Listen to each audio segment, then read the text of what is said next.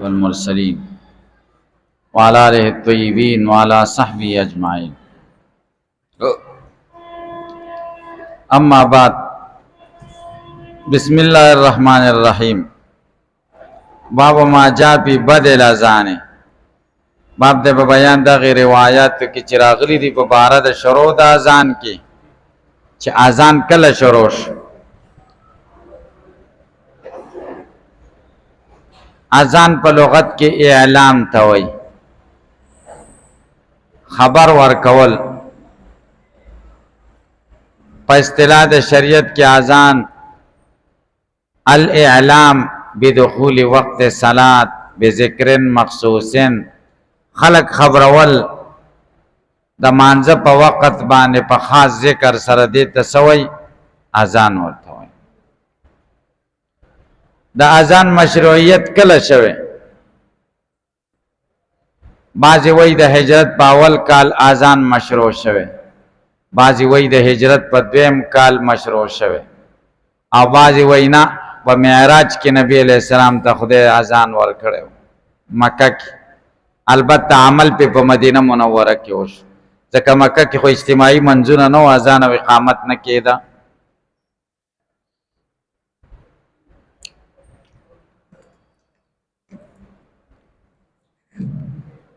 د اذان باره کې اولنې روایت د محمد ابن عبدالله ابن زید ابن عبد ربه دی چې مدینه منوره ته نبی کریم صلی الله علیه وسلم او صحابه لاړل. جمعات جوړ شو، نو صحابه کرام په مانځه ټیم کې راغون شو او دوی به مانځه لپاره وخت مقرر کړ چې ځای چې دې ټیم کې مونځ وکړو. هلکه ځانونه برابر کوي، ځای چې مونځ وکړو نو هره ورځ خدا ډېره ګرانه وي که نه، وخت مقرر نه و. نو مشوره یې وکړه چې دا خلک به څنګه خبره و چې مانځه ټیم پوره شوی. چا ورته ویل داسې چل به کو په یو اوچت ځای به اور بلو، هغه اور به خلک ګوري او بیا به راځي چې د مانځه ټیم. وای دې کې خو د مجوسو سره مشابهت راځي. چا ویلې داسې چل به کو نغاره به ډنګو، نغاره پېژنئ؟ ناقوس نغاره به ډنګو. نبی علیہ السلام دې کې خو د نصاراو سره مشابهت راځي. چا ویل خکر به غږو، خکر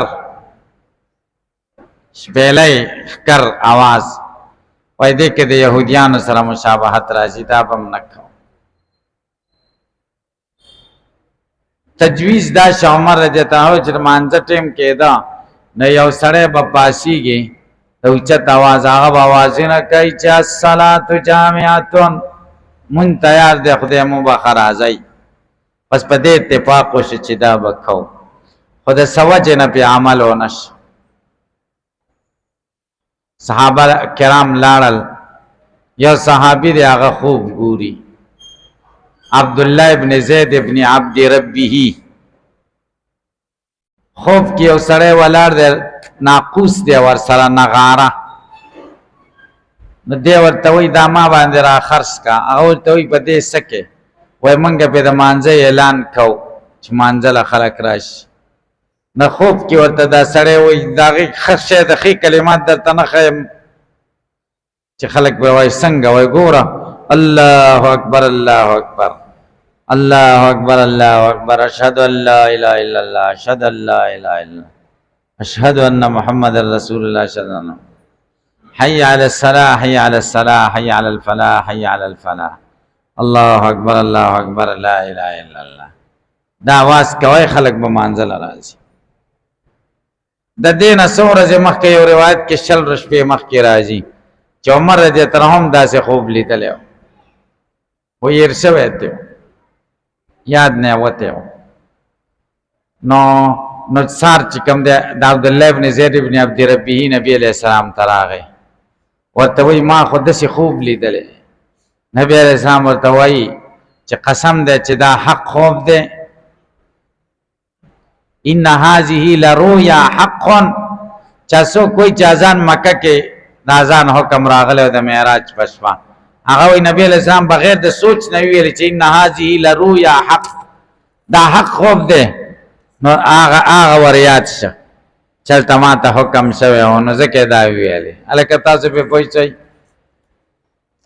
دا حق او رښتینی سچ خوب دی بس دا کوه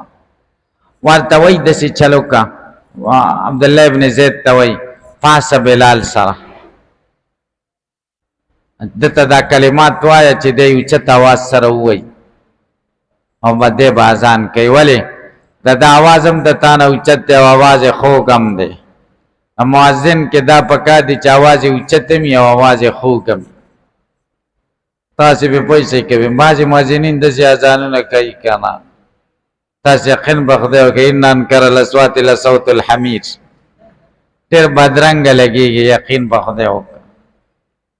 او بعضې ډېر خوږ اذان ډېر خوند کوي د بلال رضی الله عنه اذان وکړو د بلال اذان به او د توحید او د رسالت چغه به وه او هغه د توحید او د رسالت په دې چغه باندې څومره تکلیفونه ګاللي او بیا په داسې یو معاشره کې چې دوی ته د ډېر مظلومیت نه وروسته آزاد ژوند میلاو شو او آزادانه پکې د توحید چغه کوي او د مدینې منورې فضا او په اوچت ځای بلال ولاړ نو د ده د اواز به کم ځای له رسېدلی تاسې یقین وکئ چې ډېر خوند به یې کړی نو عمر رضی الله عنه چې کور کې د اذان واورېد روان شه او لنګ ځان پسې راکاږي په تیزۍ سره نبي علیه السلام ته دا ونه ویلې چې دا خوب ما هم لیدلی دی وایي چې دا اعزاز دا عزت چا ته حاصل شي عبدالله ابن زید وروسته بیا ویلې نبي علیه السلام ورته مخکې دې ولې نه ویلې وایي مخکې مې ځکه نه ویلې چې دا شرف خدای پاک چا ته ورکړي عبدالله ابن زید ته دا شرف ورکاو نو ما پکې مداخله ونه کړه چې زه به اوس څه وایم چې ما هم لیدلی قسم دی چې ما لیدلی دا شان هلکه تاسو په خبره باندې پوه شئ نو د اذان ابتدا دغه شان وشوه وایه بسم الله الرحمن الرحيم وبه قال حدثنا سعيد بن يحيى بن سعيد الحموي قال حدثنا ابي قال حدثنا محمد بن اسحاق عن محمد بن ابراهيم التيمي عن محمد بن عبد الله بن زيد عن ابي رضي الله عنه قال لما اصبحنا اتينا رسول الله صلى الله عليه وسلم فاخبرته بالرؤيا فقال ان هذه لرؤيا حق فقم مع بلال فانه اندى وامد صوتا منك فالجا عليه ما قيل لك نبی علیہ السلام میرا خوب نہ خبر کہ نبی علیہ السلام فرمائے دا خو خوب دے حق فقم مع بلال بلال سره پاسه فانه اندى دا आवाज اوچت دے و امد خسته دے صوتن په आवाज کې من کستانه فالقي عليه ما قيل لك د توا چوا هغه خبرې چې کومه تا ته ویل شوې دي ولينادي بذلك چې دې دا आवाज وکي پدې قال فلما سمع عمر بن الخطاب نداء بلال چې کله عمر د आवाज د بلال واورېدا خرج الى رسول الله صلی الله علیه وسلم وهو يجر ازاره لنګ راکاږي و يقول يا رسول الله والذي بعثك بالحق لقد رايت مثل الذي ما خلیدل په شان داغي قال چې د سوي علي قال راوي وي په قال رسول الله صلی الله علیه وسلم ورته فلله الحمد تخدای حمد چې تام لیدل په ذالک اثبت نو دا مضبوطه خبره ده فذلك اثبت دا مضبوطه خبره شوم دا اذان واه وفي الباب عن ابن عمر رضي الله عنهما قال ابو عيسى حديث عبد الله بن زيد رضي الله عنه حديث حسن صحيح وقد روى هذا الحديث ابراهيم بن سعد عن محمد بن اسحاق تم من هذا الحديث واطول وذكر فيه قصه الاذان مثنى والاقامه مره وعبد الله بن زيد هو ابن عبد ربه ويقال ابن عبد رب ولا نعرف له عن النبي صلى الله عليه وسلم شيئا يصح الا هذا الحديث الواحد في الاذان وعبد الله بن زيد بن عاصم المازني له احاديث عن النبي صلى الله عليه وسلم عبد الله بن زيد بن عبد ربهم دقه یو حدیث دی الله وعبد الله بن زيد بن عاصم المازني له احاديث عن النبي صلى الله عليه وسلم عبد الله بن زید ابن عاصم مازنی چې د په نوم دی خدا مازنی دی د ډیر حدیث دی د نبی رسول الله او د هو عم عباد ابن تمیم دا د عباد ابن تمیم تر دی واه وبه قال حدثنا ابو بكر بن ابي النضر قال حدثنا الحجاج بن محمد قال ابن جريج قال اخبرنا نافع عن ابن عمر رضي الله عنهما قال المسلمون حين قدموا المدينة يجتمعون فيتحينون الصلوات وليس ينادي بها أحد فتكلموا يوما في ذلك ابن عمر وایي چې مسلمانان چې کله مدینه منورې ته راغله راجمع بشو وخت به مقرره و منځونو لره وليس ينادي بها احد اچا به आवाज نه کاو فتکلموا یوما فی ذلک، یو ورځ خبرې وکړې په دې کې. فقال بعضهم اتخذوا ناقوسا، نغاره به جوړه کړو مثل ناقوس النصارى، د نصارو د نغارې په شان. وقال بعضهم اتخذوا قرنا، لښکر به ونیسو مثل قرن اليهود. فقال عمر اولا تبعثون رجلا، تاسو یو سړی نه مقرر ینادي بالصلاه، چې د مانځه اواز کوي چې الصلاه جامعه. قال فقال رسول الله صلی الله علیه وسلم یا بلال قم فنادي بالصلاه، پاسه د اواز وکړه سوجه به دا ونش. قال بساز حدیث حسن صحیح غریب من حدیث ابن عمر. باو ما جاء په ترجیح په اذان، اذان کې ترجیح څنګه؟ د اذان کې بعضی مسلې اختلافي دي، یو باغی کې ترجیح ده. الکه ترجیح څه ته وایي؟ اول ترجیح پیژنئ. ترجیح دې ته وایي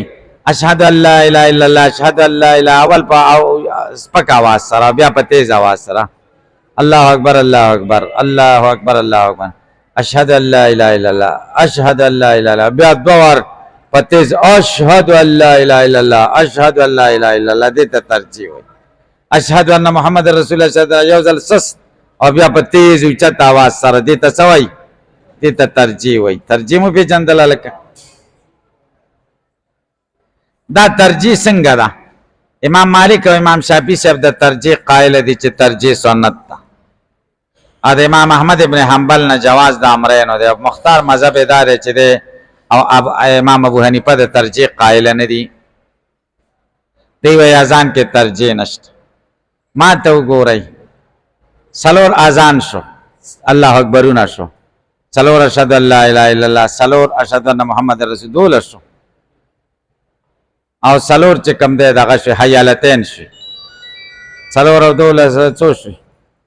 شپاړس. الله اکبر الله اکبر لا اله درې نولس. د امام مالک او د امام شافعي صاحب اذان چې کم دی د 19 کلمې دي. څو دی؟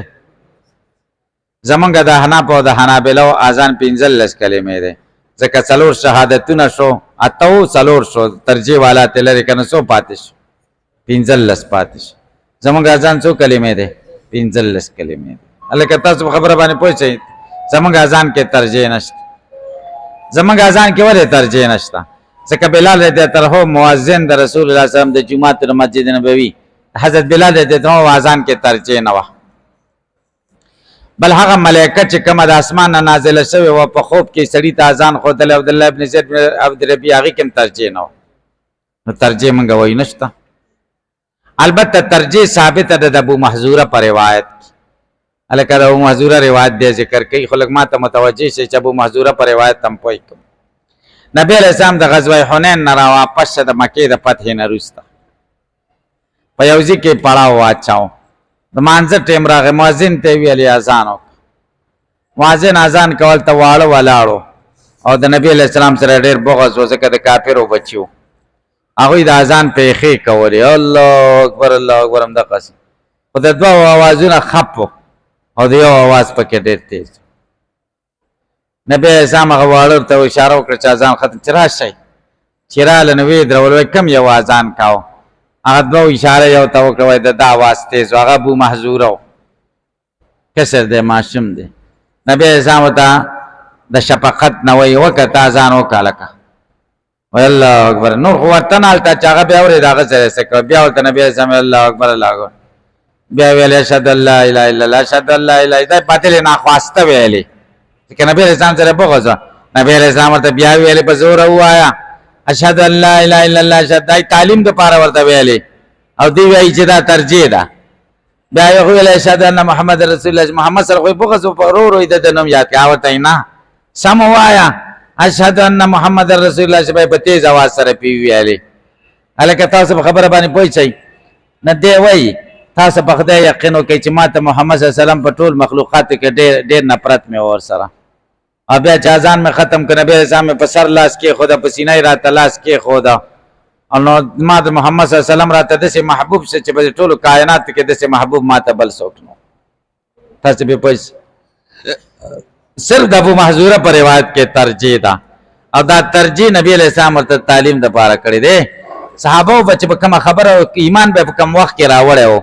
هغه وخت کې به چې څه کړي و هغه به ډېر خوند ورکاو، هغه بار بار ذکر کاو. نو ده به چې بیا اذان کاو که نه حرم شریف کې، نو ده به دا ترجیح کوله. وایي ولې ما ته نبی علیہ السلام وایي داسې ویلې، ما یو ځل رو رو ویلې او بیا راته نبی علیہ السلام ویل چې تیز وکا نو دک یو د په بچو کې دا ترجیح چلیدل دا یو عشقي او د محبت یو اندازو نور ترجیح چې کوم د احناف پوی دا مسنون دا لکه تاسو ابو معذور روایت پس منظر باندې پوي شي نبی اسلام د تعلیم نو تعلیم د وجه نه ورته ویلي ها واه وبه قال حدثنا بشر بن معاذ قال حدثنا ابراهيم بن عبد العزيز بن عبد الملك بن ابي محذورة قال اخبرني ابي وجدي جميعا عن ابي محذورة رضي الله عنه ان رسول الله صلى الله عليه وسلم اقعده والقى عليه الاذان حرفا حرفا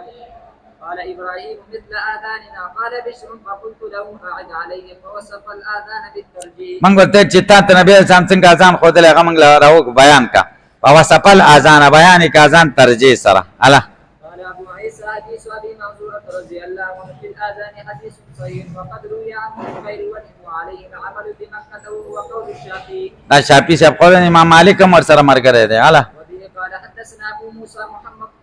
بن مسلم قال حدثنا عمرو بن عامر بن الاحمر عن مقبول عن عبد الله بن محيريز عن ابي محذورة رضي الله عنه ان النبي صلى الله عليه وسلم علمه الاذان 9 نبی اسلام ته تخودل د اذان 19 کلمتان والاقامت 17 کلمتان او اقامت ولس کلمې دي 15 د اذان دي او دو پکې د څه دي قد قامت الصلاه دي اوس موږ شوافی او مالکانو ته وایي چې خدای ابو محذوره په حدیث عمل کوي نو هغه خو وایي چې اقامت څو کلمې ده ولس ده ولس خو زمونږ اقامت د تاسو اقامت خو ولس نه ده نه دا ترجیح ټوکړه چې د حدیث معنی خدا بل مو معنی په دې معاملو کوي هغه اقامت څومره ده الکه دا هغه اقامت رست راځي افراد د اقامت کوي الله اکبر الله اکبر اشهد ان لا اله الا الله اشهد ان محمد رسول الله حي على الصلاه حي على الفلاح قد قامت الصلاه قد قامت الصلاه الله اکبر لا اله الا الله دا غي اقامت څو ده یولس کلمې ده یولس څو ده البته امام مالک رحمه الله دا اولنې الله قد قامت السلام یوزل وای څو کرتا یوزل نو لس داغه پنځ لست الګا زمونږ ابو یوسف په مو سره مر کړی دی هغه مو یولس دی دا موږ دې ته خو 17 راغله کنه واه قال ابو عيسى هذا حديث حسن صحيح وابو معذور سمع تقم عيال وقد ذهب بعض اهل العلم الى هذا الى الاذان بالاذان وقد روي عن ابي معذور رضي الله عنه انه كان يفرغ الاقامه باب ما جاء في افراد الاقامه باب د بیان د افراد د اقامت کې اقامت تنها کول یلکه افراد څه توي ایتار یو افراد صوتی دی او یو افراد کلمتی دی کلامی مونږ دلته چې افراد د اقامت بارک راغله دا په افراد صوتی حمل کو او په افراد د کلماتو حمل کوي افراد د کلمات دا معنا چې کلمې یو کا دو چې کمی دي دا یو کا او سلور چې دی هغه دوا کا الله اکبرونه سلور دي دا دوا کا شهادتین څو دي دو دي دا یو کا حی علی الصلاۃ او حی علی الفلاح دو دی هغه یو کا امام مالک کوئی چې افراد باندې عمل کړي نو قد قامت السلام یو کا خبرې تم خیال لیکنه او افرادی کلماتی وای او منګه افرادی صوتی وای افراد څه معنا ده افراد دا معنا ده اذان کې د څه کوا الله اکبر بیا وایا الله اکبر اپ اقامت کې افراد کوا اقامت کې الله اکبر څلور په یو ساوا اشهد ان لا اله الا الله اشهد ان لا اله الا الله اذان کې اشهد ان لا اله الا الله یا اشهد ان لا اله اقامت کې اشهد ان لا اله الا الله اشهد ان لا اله الا الله یو کدا ما افرادی صوتی دا معنا دو یو کا اشهد ان محمد رسول الله اشهد ان محمد رسول الله حي على الصلاه حي على الصلاه حي على الفلاح حي على الفلاح قد قامت الصلاه الله اکبر لا اله افرادی صوتی دی ته وای مونږ وای چې د افراد نه مراد افراد صوتی دی او دی وای د افراد نه مراد افراد کلماتی دی لکه تاسو خبره باندې پوښ واه وبه قال حدثنا قتيبة قال حدثنا عبد الوهاب الثقفي ويزيد بن زريع عن خالد بن الحذاء عن ابي قلابة عن انس بن مالك رضي الله عنه قال امر بلال ان يشفع الاذان ويوتر الاقامة چې اذان شفع کوا دوا کوا او اقامت یو کوا ایتار دا یعنی په یو سا کوا او ایتار سمانا ده چې په یو سا باندې یو کوا ایله کپه پوي چې په یو سا باندې دوا کوا ولا وفي باب عن ابن عمر رضي الله عنهما قال ابو عيسى حديث انس رضي الله عنه حديث حسن صحيح وهو قول بعض اهل العلم من اصحاب النبي صلى الله عليه وسلم والتابعين وبه يقول مالك والشافعي واحمد واسحاق. باب ما جاء په اقامت مسنا مسنا باب د بیان دغه کی چراغلی دي چې اقامت بدبد وکي اقامت بس کې بدوا دا زمنګ مذهب باب دی هغه کې افراد د اقامت ودی کې مسنا مسنا نو مسنا مسنا چې شو خو بیا کلمات د اقامت ولس شو کنه لکه زمنګ مذهب ته ثابتېږي واه. وبه قال حدثنا ابو سعيد اشد قال حدثنا عقبه بن خالد عن ابن ابي ليلى عن عمرو بن مروه عن عبد الرحمن بن ابي ليلى عن عبد الله بن زيد رضي الله عنه قال كان اذان رسول الله صلى الله عليه وسلم شفعا شفعا في الاذان والاقامه. اقامتم شوفان شوفان او اقامتم شوفان شوفان او دو یو نه واه. قال ابو عيسى حديث عبد الله بن زيد رضي الله عنه رواه وكيع عن الاعمش عن عمرو بن مروه عن عبد الرحمن بن ابي ليلى ان عبد الله بن زيد رضي الله عنه راى الاذان في المنام وقال شعبة عن عمرو بن مروه عن عبد الرحمن بن ابي ليلى قال حدثنا اصحاب رسول الله صلى الله عليه وسلم ان عبد الله بن زيد رضي الله عنه راى الاذان في المنام وهذا اصح من حديث ابن ابي ليلى. عبد الرحمن ابن ابي ليلى لم يسمع من عبد الله بن زيد نا انقطاع فكراله قال بعض العلماء الاذان مسنا مسنا واقامه مسنا مسنا وبي يقول سفيان الثوري وابن المبارك واهل الكوفه دا رهنا په مذهب دي. باب ما جاء په ترسل په الاذان چې اذان په اطمینان سره کې ترسل څه معنا د خوشوازی سره به کې مت سره به کې کش کول سره ترسل دی ته وای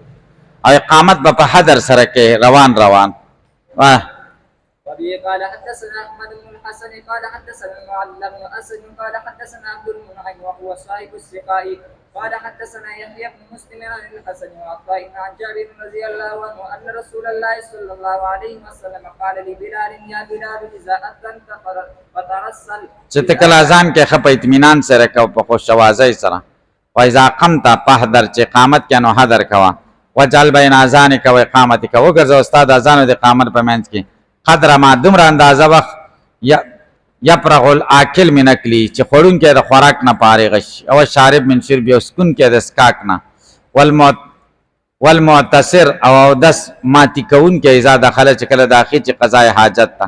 معتصر هغه چاته وي چې غټ یا ورکوټ او دس ماته ورزي ولا تقوم حتى تروني په سب کې به پاسای نه چې زم لیدل نه چې زم ولیدل منو بیا پاسای چې زر عالم اذا خلق خمقل دي دا پاس امام راغله نه یو ولاړی نو دا ناجایز ده صحیح طریقه مسنون ده چې امام راشي پاسي واه. وبه قال حدثنا عاصم بن حميد قال حدثنا يونس بن محمد عن العبد المنعم نحوه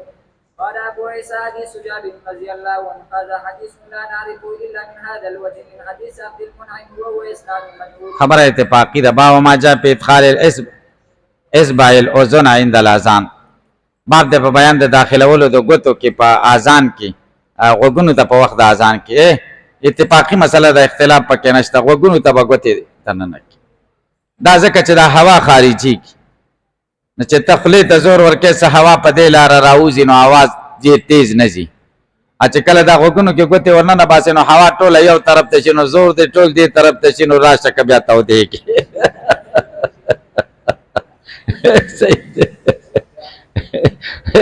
نه خانن چې غوګونو لیکینو بیا دې خدای وساته بیا आवाज دې تیز کی کنه بلاله आवाज تیزی کی کنه نو ګورې وته په اذان په غوګونو کې ورننه باسي چې आवाज دې تیز شي دا مطلب دی وای. وبه قال حدثنا محمود بن غيلان قال حدثنا عبد الرزاق قال حدثنا سفيان الثوري عن عون بن ابي جحيفه عن ابي قال رايت بلال المؤذن وهو يدور ويتبع هاهنا وهاهنا وخصبها ما مسجد نبوي کې اذان ځکه وکتل مؤذن بناس اذان کاو ورڅ کې ناس زئی پاو ډیر خازان به کاو خو بناس ته کاو نور په ولاړه کول او هغه بدا سے چل الله اکبر بیا بلاسي نخکتک بیا الله اکبر بیا دغه غوګونو کې ورکړه بیا داسې چلونه به کاو او دغه حي علی الصلاه البلا په وخت به مختا واو لکه دی حدیث کې راغلی دی دی وای ما خپل بلال ته هو دي در یو اذنو ويدورو اذان کاو او تاویدا ويتبع فاه ها هنا وا هنا خلی اړه ولا دی خوا واخوا دغ سینه بناړه خپې بناړه خپې بنتا په ځای کې خو اوړه راوړه الته ځان خانه کې د سو یو کې دی خوا کړکای وای وای ال الصلاه بدل تما خاکړه اوړه وای ال الفلا کې به دې طرف ته مکه خپې نه وړلې زه ورکوټو